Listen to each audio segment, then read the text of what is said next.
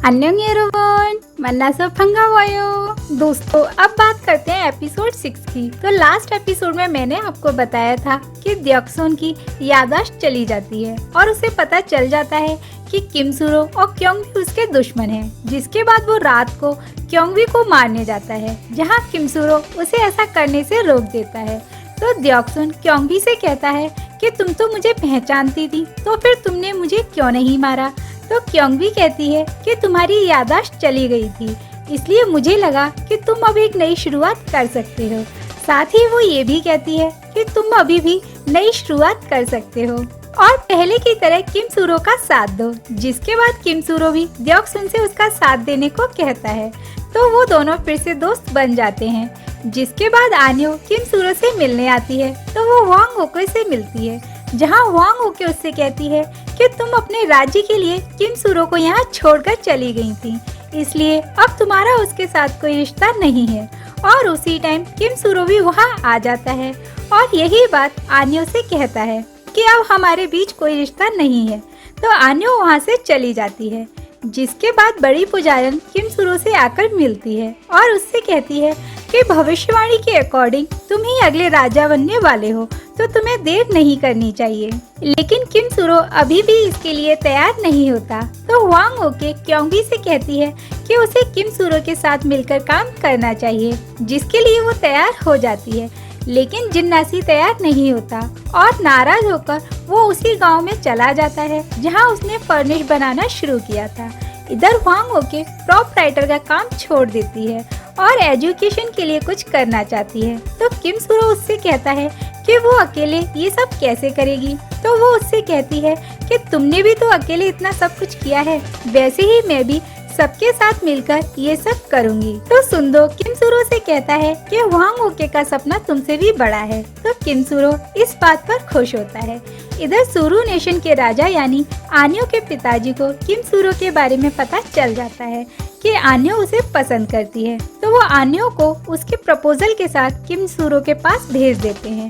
तो किम सुरो आन्यो से शादी करने से मना कर देता है और उसके प्रपोजल को रिजेक्ट करते हुए कहता है कि तुम प्रिंसेस होने के नाते अपना फर्ज निभा रही थी। वहाँ तक तो सब ठीक था, लेकिन मैं इस बात को कभी नहीं भूल सकता कि तुम सिंघवी जैसे आदमी का साथ देने को तैयार हो गई, जिसकी वजह से मेरी माँ की मौत हुई थी। तो आन्यो रोते हुए उससे माफी मांगती है। इधर सिंघवी टाले के साथ आन्यो के पिताजी के पास जाकर उनकी सेना मांगता है और कहता है कि वो किम सुरो से बदला लेना चाहता है। तो आन्यो के पिताजी ऐसा करने के लिए थोड़ा हिचकिचाते हैं। तो आन्यो अपने पिताजी से सेना देने को हाँ कह देती है, ये कहकर कि अभी ऐसा नहीं किया तो किम सुरो एक बड़ा राजा बन जाएगा। ये सब सुनकर टाले आन्यो को पसंद करने लग जाता है और वे सेना लेकर किम सुरो की तरफ निकलते हैं। तो रास्ते में वो उसी गांव आ जाते हैं जहां जिन्नासी रुका होता है। तो टाले सिंघवी से कहता है कि सबसे पहले हमें जिन्नासी को ही रास्ते से हटा देना चाहिए। इधर ये बात क्योंगबी को पता चलती है, तो वो किम सुरो को उसे वापस लेने भेजती है, लेकिन वो आने से मना कर देता है और गांव के लोगों से कहता है कि वो इसी गांव से नए राज्य की शुरुआत करेगा और सभी गांव वालों के साथ मिलकर गांव के आने जाने वाले रास्ते पर रोक लगा देता है। तो सिंघवी और टाले गांव के बाहर ही उनके राशन के खत्म होने का इंतजार करते हैं। इधर किम सुरो जिन्नासी के लिए राशन लेकर आता है और उनके पास ही रुक जाता है, क्योंकि उसे जिन्नासी की चिंता है। इधर आन्यो भी टाले और सिंघवी को ज्वाइन कर लेती है और जल्द से जल्द उन पर अटैक करने को कहती है। इधर किम सुरो प्लान बनाता है और कुछ गांव वालों को सिंघवी के पास भेजता है, जो कि सिंघवी से कहते हैं कि गांव में राशन का भंडार है। साथ ही ये भी कहते हैं कि वो रात में गेट खोल देंगे। जैसा कि ये किम सुरो की चाल है, इसलिए जैसे ही सैनिक गांव के अंदर आते हैं तो किम सुरो अपने आदमियों के साथ मिलकर उन्हें मार देता है। तो टाले सिंघवी पर नाराज होता है और कहता है कि उसने कहा था कि ये किम सुरो की एक चाल है।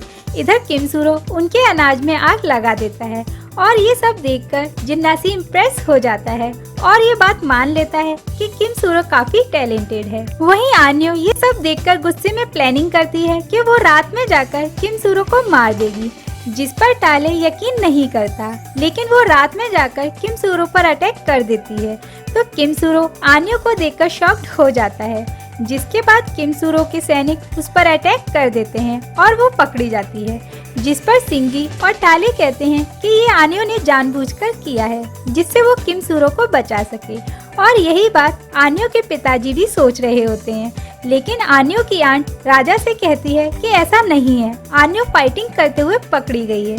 इधर जिन्नासी किम सूरो से कहता है कि हमें आन्यो को छोड़ देना चाहिए, लेकिन किम सूरो ऐसा करने से मना कर देता है। तो जिन्नासी कहता है कि मैं जानता हूँ कि तुम अभी भी आन्यो को पसंद करते हो, बस अब तुम अपनी फीलिंग्स छुपा रहे हो। इधर आन्यो के पिताजी अपने सैनिक से किम सूरो के पास मैसेज भिजवाते हैं कि अगर किम सूरो ने आन्यो को नहीं छोड़ा तो वो उस गांव के साथ साथ पूरे गोयांग नेशन को मिटा देंगे। इधर क्योंगबी सुंदो और वांग ओके के साथ अपने सभी सैनिकों को लेकर आ जाती है। इधर राजा का मैसेज मिलने के बाद भी किम सूरो आन्यो को नहीं छोड़ता, तो वांग ओके क्योंगबी से कहती है कि सभी युद्ध के बारे में क्यों सोच रहे हैं, हम बातचीत से भी हल निकाल सकते हैं।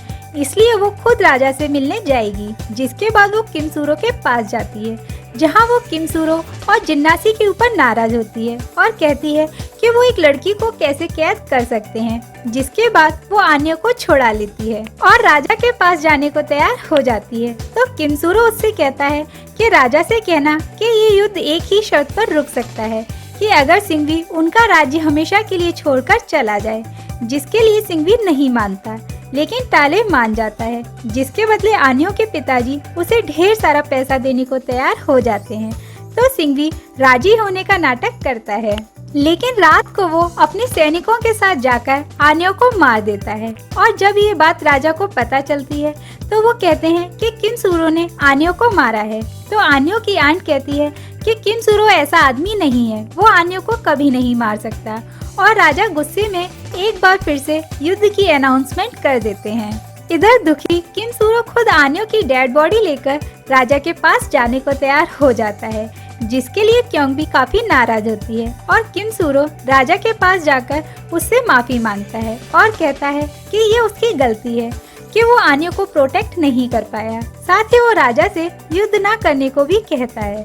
तो राजा उससे कहता है कि अगर उसने आन्यो को नहीं मारा तो किसने मारा है। तो टाले सिंघवी का नाम बता देता है, क्योंकि वो भी आन्यो को पसंद करता था, इसलिए वो सिंघवी को उसके लिए सजा दिलाना चाहता है। जिसके बाद राजा सिंघवी को अरेस्ट करने का आदेश देते हैं, जहां सिंघवी एक्सेप्ट कर लेता है कि हाँ उसी ने आन्यो को मारा है।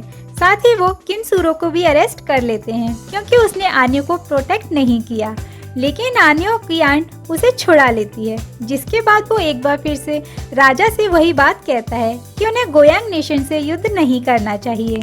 तो राजा किम सूरो से इम्प्रेस हो जाते हैं और उससे कहते हैं कि उसे सूरू राज्य में ही रुकना चाहिए। साथ ही उसे आन्यो की जुड़वा बहन से शादी करने की कहते हैं, जिसके लिए टाले मना करता है और कहता है कि किम सूरो तो वांग ओके को पसंद करता है, इसलिए आन्यो की सिस्टर से शादी कैसे कर सकता है। इधर क्योंगबी और वांग ओके को ये बात पता चलती है, तो वांग ओके काफी दुखी होती है।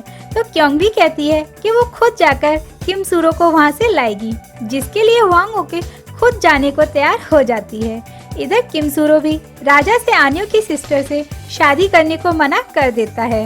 वहीं वांग ओके और क्योंगबी सूरू नेशन जाती हैं, जहां वो आन्यो की आंट से किम सूरो को छोड़ने के लिए कहती हैं, जिसके लिए आन्यो की आंट मना कर देती हैं। तो वांग ओके उससे कहती है कि वो एक बार किम सूरो से मिलना चाहती है, जिसके लिए आन्यो की आंट तैयार हो जाती हैं। और जैसे ही किम सूरो वांग ओके को देखता है, वैसे ही उसे गले लगा लेता है, यानी उसे रियलाइज हो जाता है कि वो वांग ओके को प्यार करता है। तो वांग ओके किम सूरो से कहती है कि मैंने सुना था कि तुम्हें राजा ने आन्यो की सिस्टर से मैरिज करने के लिए कहा था। तो किम सूरो कहता है कि नहीं, मैं किसी से शादी नहीं कर रहा।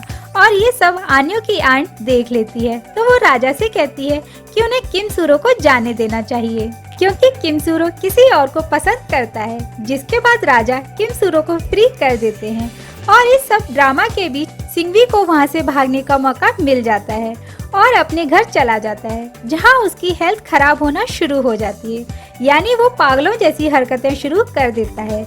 इसलिए अब वो और भी ज्यादा खतरनाक हो जाता है। इधर टाले हमेशा की तरह धोखा देते हुए किम सूरो को राजा के पास से रिलीज कराकर अपने सैनिकों से अटैक करा देता है, जिसके बारे में आन्यो की आंट को पहले से पता होता है, इसलिए वो किम सूरो को इस बारे में बता देती है। जिसके बाद रास्ते में उन्हें सैनिक घेर लेते हैं, जहां वो उनसे लड़ते हैं तो जिन्नासी का एक आदमी जो टाले से मिल गया था वो पकड़ा जाता है। तो क्योंगबी और किम सूरो सोचते हैं कि ये हमला जिन्नासी ने कराया है और जिन्नासी के पास जाकर काफी नाराज होते हैं। तो जिन्नासी का आदमी कह देता है कि इसमें जिन्नासी का कोई हाथ नहीं है, जिसके बाद वो आदमी खुद को मार देता है।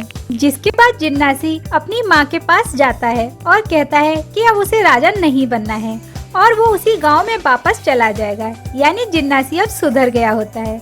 इधर टाले अपनी एक और चाल चलते हुए आन्यो की सिस्टर को उससे शादी करने के लिए राजी कर लेता है, जिसके लिए राजा नहीं मानते। तो टाले राजा को लालच देता है कि अगर वो अपनी बेटी से उसकी शादी करा देते हैं तो वो सुरु नेशन में फर्निश लगवाने के लिए उनकी मदद करेगा। तो दोस्तों, क्या अब राजा टाले की शादी आन्यो की सिस्टर से कराने के लिए तैयार हो जाएंगे और क्या अब किम सूरो राजा बन पाएगा? ये जानने के लिए नेक्स्ट एपिसोड देखना मत भूलिएगा। साथ ही वीडियो को लाइक और शेयर करना मत भूलिएगा। और अगर आपने अभी तक हमारे चैनल को सब्सक्राइब नहीं किया तो कर लीजिए। हम मिलेंगे आपसे नेक्स्ट एपिसोड में। तब तक के लिए take care and good bye.